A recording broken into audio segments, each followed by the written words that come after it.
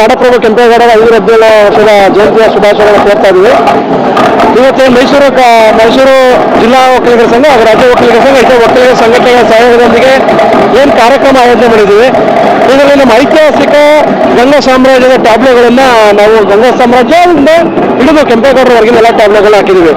ನಮ್ಮ ಶ್ರೀಧರ್ ಹೇಳಿದಂಗೆ ಕ್ರಿಸ್ತಶಕ 320 ಪ್ರಾರಂಭವಾದ ನಮ್ಮ ಗಂಗಾ ಸಾಮ್ರಾಜ್ಯ 900ವರೆಗೂ ಕ್ರಿಸ್ತಶಕ 900ವರೆಗೂ ಹೆಚ್ಚು 700 ವರ್ಷಗಳ ಕಾಲ ಬರುತ್ತೆ.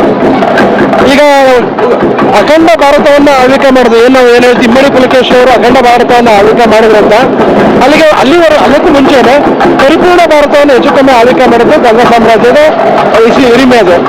ಇವತ್ತೇನು ವಿಶ್ವೇಶ್ವರತ್ವ ಅಂತ ಹೇಳ್ತೀವಿ, ಕೋನಾರ್ಕದ ಸೂರ್ಯ ದೇವಾಲಯ, ಪುರಿಯ ಜಗನ್ನಾಥ ದೇವಾಲಯಗಳು ಏನಿದ್ದಾವೆ ಅದು ಗಂಗಾ ಸಾಮ್ರಾಜ್ಯದ ಆಡಳಿತದಲ್ಲಿ ಬಂದಂಥ ದೇವಾಲಯಗಳು.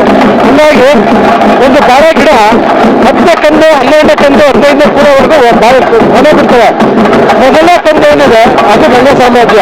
ಇವತ್ತೇನು ಕೆಂಪೇಗೌಡರನ್ನ ನಾವು ನೆನೀತಾ ಇದ್ದೀವಿ, ಅದು ಆ ಗಂಗಾ ಸಾಮ್ರಾಜ್ಯದ ಮುಂದುವರೆದ ಭಾಗ ಸಂತತಿ. ಹಂಗಾಗಿ ನಾವು ಈ ನಮ್ಮ ಕೆಂಪೇಗೌಡ ಜಯಂತ್ಯೋತ್ಸವದಲ್ಲಿ ಗಂಗಾ ಸಾಮ್ರಾಜ್ಯವನ್ನು ನೆನೆಯುವಂಥದ್ದು. ಜೊತೆಗೆ ನಾವು ಇವತ್ತೇನು ಕೆಂಪೇಗೌಡರನ್ನ ಬೆಂಗಳೂರು ಅಭಿವೃದ್ಧಿ ಅಧಿಕಾರ ಅಂತ ಬೆಂಗಳೂರು ನಿರ್ಮಾತನ ಕರಿತೀವಿ, ಅವ್ರು ಯಾವುದೋ ಒಂದು ಖಾಲಿ ಜಾಗದಲ್ಲಿ ನಗರ ಕಟ್ಟಿದ್ದಲ್ಲ. ಇವತ್ತೇನು ಬೆಂಗಳೂರು ವಾಸಯೋಗ್ಯ ನಗರಗಳ ಪೈಕಿ ಪ್ರಥಮ ಸ್ಥಾನದಲ್ಲಿ ನಿಲ್ಲುತ್ತೆ, ಸಮಶೀತೋಷ್ಣ ವಲಯ ಬರುತ್ತೆ. ಅದಕ್ಕೆ ಪ್ರಮುಖ ಕಾರಣ ಅವ್ರು ಆಯ್ಕೆ ಮಾಡಿಕೊಂಡಂಥ ಜಾಗ ಪೆನಿನ್ಸುಲರ್ ನೈಸ್ ಅನ್ನುವಂಥ ಒಂದು ಪರ್ವತ ಶ್ರೇಣಿ ಮೇಲೆ ನಾಡಪ್ರಭು ಕೆಂಪೇಗೌಡರು ನಗರ ನಿರ್ಮಾಣ ಮಾಡಿರೋದು.